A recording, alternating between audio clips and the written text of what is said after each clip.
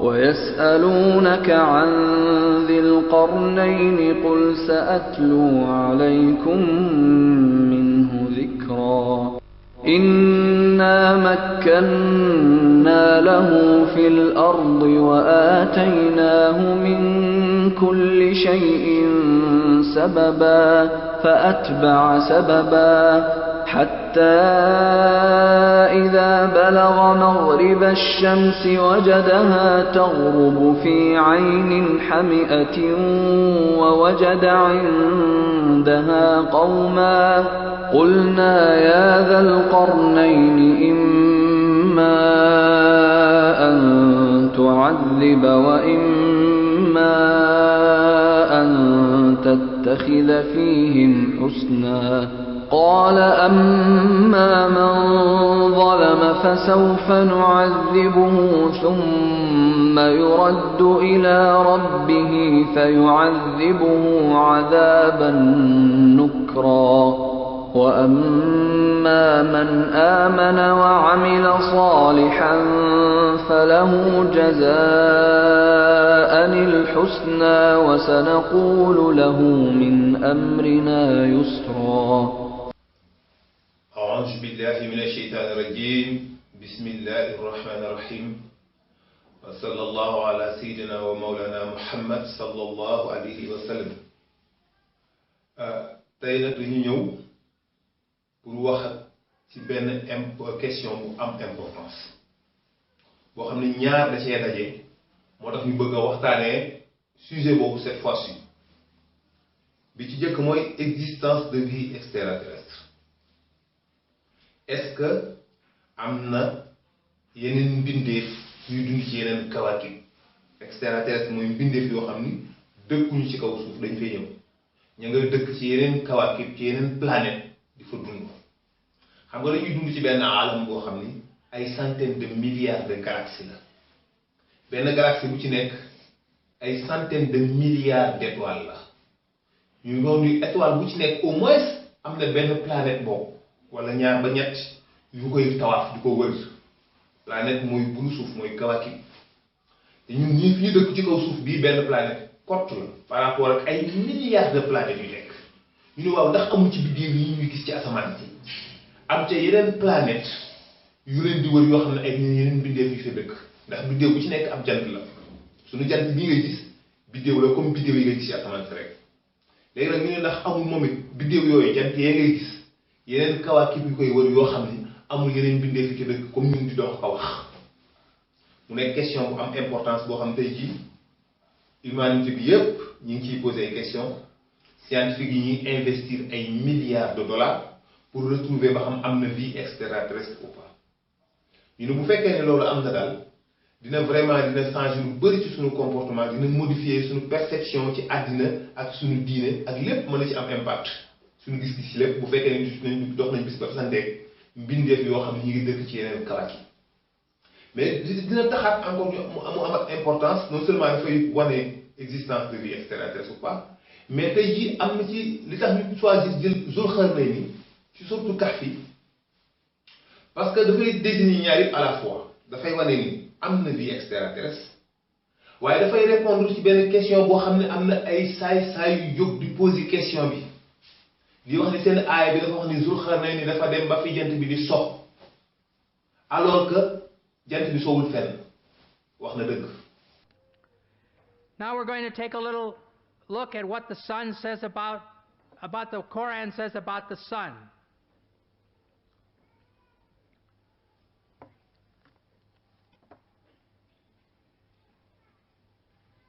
In the Surah of the Kahf,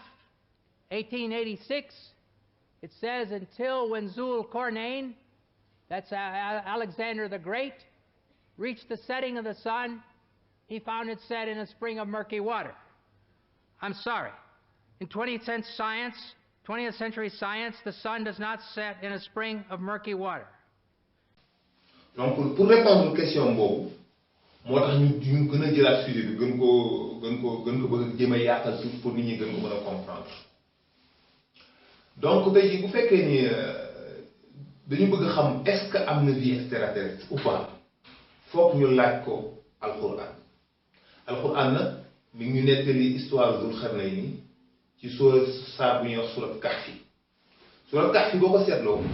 dafa nekk benn surat bu doy waar parce que ay histoire yu yéeme rek la ci yàlla di raconté histoire yu doy waar la ci yàlla di nettali. ci la yàlla di nettali histoire bu Moussa ak Xaadir ci la yàlla di nettali histoire gaa yi bëggoon a wat tool ba ci la yàlla di nettali histoire asxaabul kahfi ñi nelawoon ñetti téeméeri at ya ak ci la ñuy nettali aussi histoire Zul Qarnayni muy Alexandre le Grand ñu ko koy wax. donc kan mooy Zul Qarnayni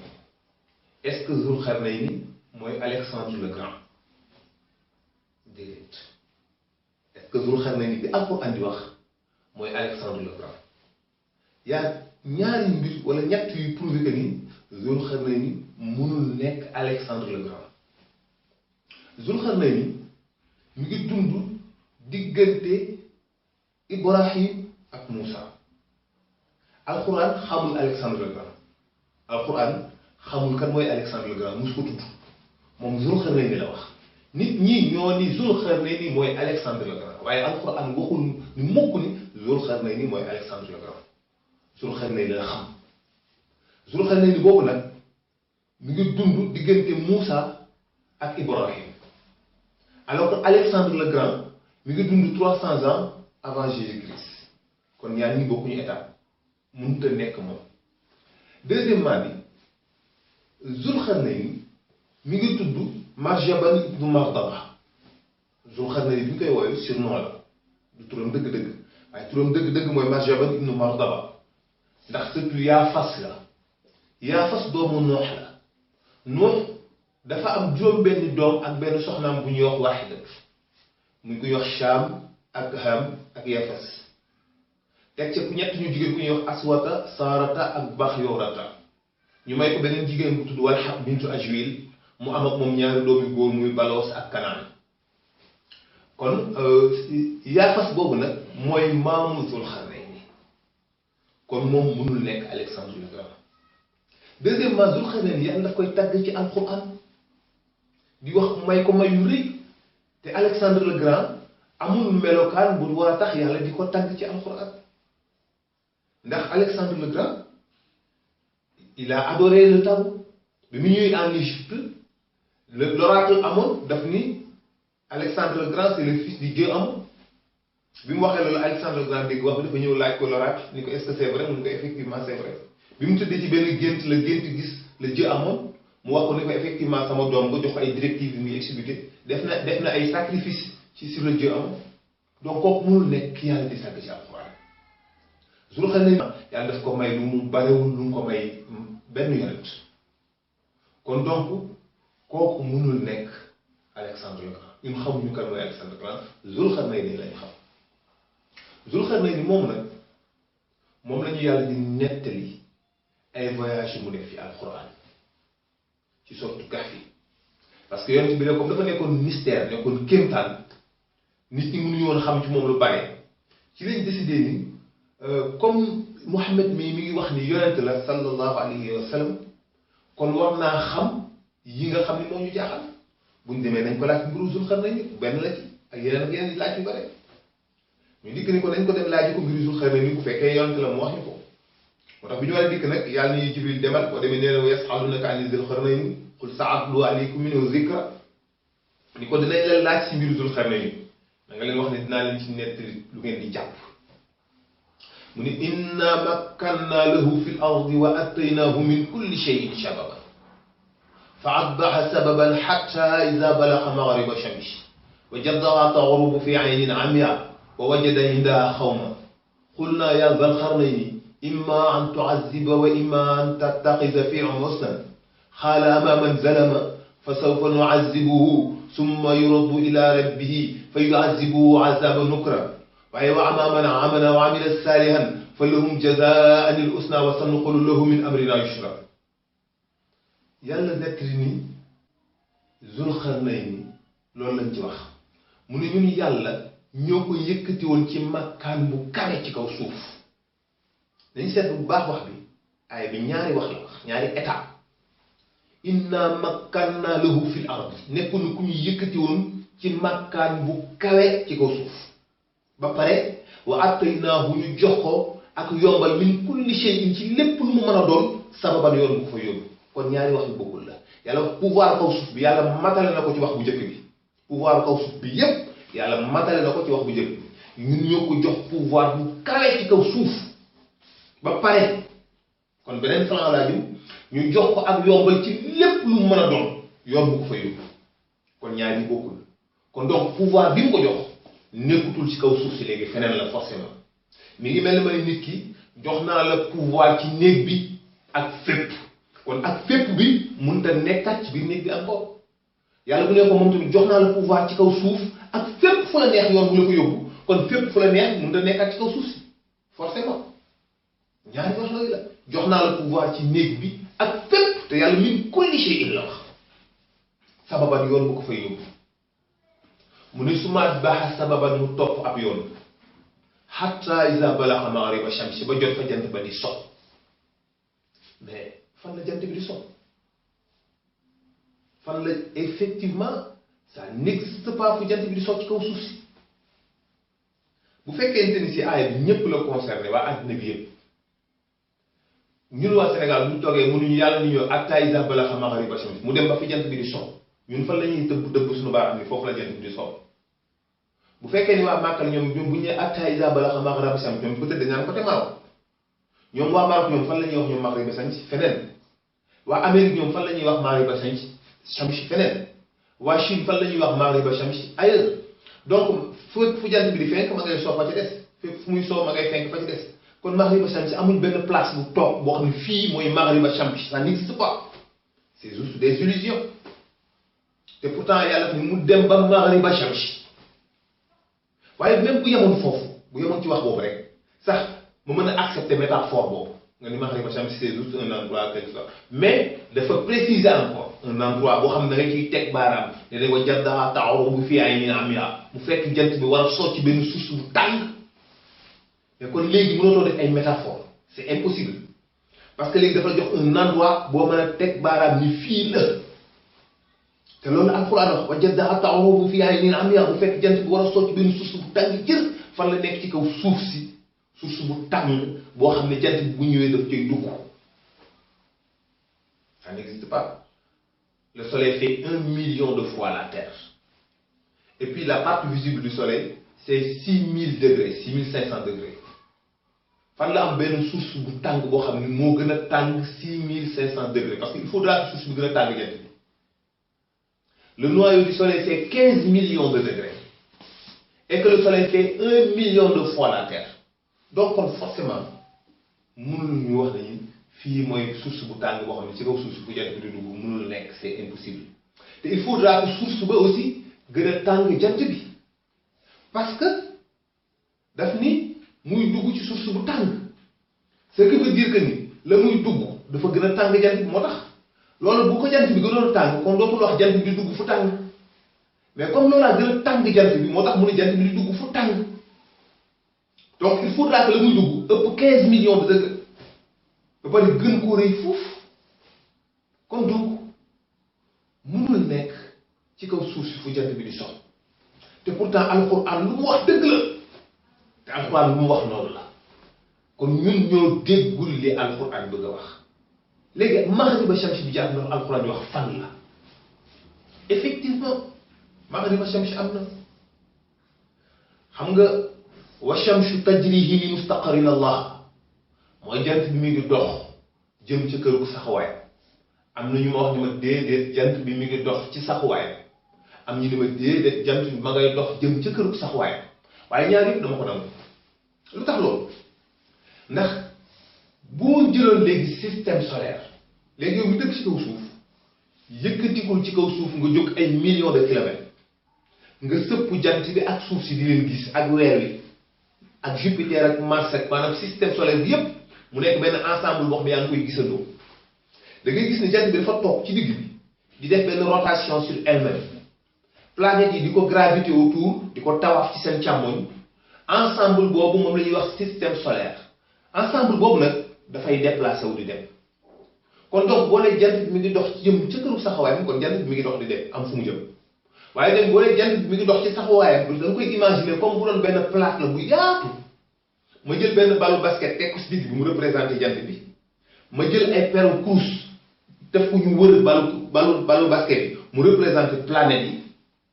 ma am ku ñëw yëkkati plate bi di dox ak moom di dem kon bu la neexee da nga naan balu basket bi mi ngi dox ci saxuwaay moom dafa toog ci plate bi demul fenn di def benn rotation sur elle-même waaye am ku yëkkati plate bi di dem ak moom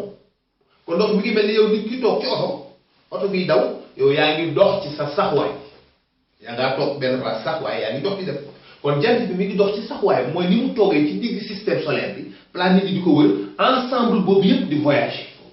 waaye tamit boo nee jant bi mi ngi dox jëm ci këru saxuwaay mooy ensemble boobu yëpp dafa am fu mu jëm am fu mu dugg loolu mooy maghriba shams fi jant bi dox jëm fa foofu mooy ensemble boobu fi mu dox jëm fa di fa dugg ji foofu mooy maghriba shams moo tax bu waxee ni jant bi mi ngi dox jëm ci këru saxuwaayam mooy que jant bi mi ngi dox jëm vers la constellation d'Hercule parce que maghriba shamsi mooy la constellation d'Hercule.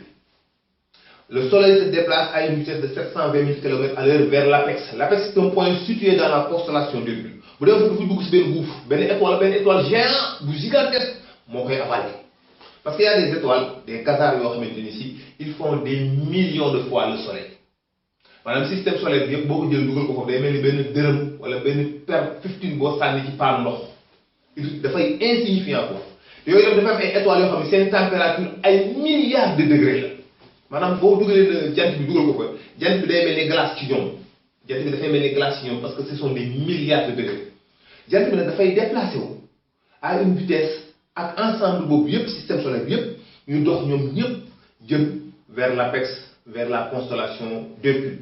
foofu mooy maghriba shamsi bu demee foofu benn étoile bu gigantesque buy bouillonné boo ko gisee gaz yeeg fer liquide bi ni muy tàngee ni muy baxee dafay mel ni effectivement lu retax luy bouillonné lu dang lay doon luy bax day mel ni weñ buy bax bu ñëwee nag étoile bu ñëwee système solaire bu ñëwee day pëtëx ci biir étoile boobu foofu mooy ay nit mbënn mu tàng boobu source bu tàng boobu nga xam ne fa la jant bi di dugg source bu tàng boobu mi ngi nekk ci constellation d'Hercule amagul benn fenk la ak benn so fenk bi mooy matli'a shamsi mooy fi jant bi jógee dinañ ci ñëw ci deuxième vidéo bi incha allah ngeen comprendre ko matli'a shamsi mooy constellation d'Orion maghriba shamsi mooy constellation d'Hercule dafa am benn sphère boo xam ne moo enveloppé loolu moom la ñuy wax la voûte céleste wala kii soleil bi dafay déplacer à l'intérieur de cette sphère vers la constellation d'Hercule donc voyage boobu muy def moom la ñuy wax ni mooy maghriba shamsi fa la jëm bu jant bi jëm fa la duggee ci benn trou léegi nag bi mu demee ba foofu la fekk na ci étoile bu ngand boobu ay ci wetam ay yeneen planètes yu fay gravité fa la fekk ay yeneen extraterrestre moo tax wax na hatta iza balagha maghriba shamsi wajadaha ta'rubu fi aynin amiya wa wajada indaha qawman qulna ya dhal qarnayni imma an tu'azziba wa imma an tattakhidha fihim husnan yaa Zul Qarnayni bu leen neexee ba mu ñëwee ba foofu exoplanète ba mu fa fekk fa ay mbindeef yu koy dund lañ ko wax ne yow Zul Qarnayni ñii bu leen neexee nga mbugal leen bu leen neexee nga jéggal leen parce que ay tooñkat sànni ko mu xaala amaman zalama fa sawfa nu'adhibuhu summa yuraddu ila rabbi fa yu'adhibuhu azaban nukra mu ne képp koo xam ne ñoom tooñ na danañ ko mbugal mu metti bu demee ci yàlla mbugal mu gën a tar loolu waaye wa man amana wa amila salihan képp koo xam ne ñoom la gëm na tey jëf lu baax foofu moom danañ ko jox ay directives yu yomb yu muy exécuter donc foofu mooy premier voyage bi nga xamante ni si fa la Zul Qarnayni dem muy maghriba shamsi effectivement Ya'juj ak Ma'juj ce sont des extraterrestres ce n'est pas des terriens ils n'habitent pas sur la planète Terre te bu ñu demee ba ci biir bu ngeen dégloo bu baax di ngeen gis tafsir yi li ñu ci wax di ngeen xam ni li ñuy wax ni du ay créatures yu dund ci kaw suuf Ibn Kathir yi ñu ci nettali Ali Abi Talib lu mu ci nettali Amaz ñeneen ak ñeneen yi ñu ci wax yëpp dina am lu leen di prouver ni ñii li ñuy wax duñu ay mbindeef yu dund ci kaw suuf c'est impossible donc ay extraterrestres lañ ay exoplanètes la Zul Qarnayni dem ay voyages intersolaires la def loolu la Alxuraan nettali foofu noonu dafa dem ci yeneen étape yeneen dimension ci yeneen système solaire ci yeneen constellation bu ñëwee ci deuxième partie bi dina leen gën a leeralal yooyu yëpp ak troisième partie ba ci yàq du yàq max yu incha allahu bu ko defee di ngeen comprendre fii la ñuy yem ak yéen ci première partie bi asalaamaaleykum wa rahmatullahi wa barakatuhu salaamun ala fasin fa fiha ahibati wa fiha muna qalbi wa aqsa maharibi allahuma salli ala sayyidina muhammadin wa sallam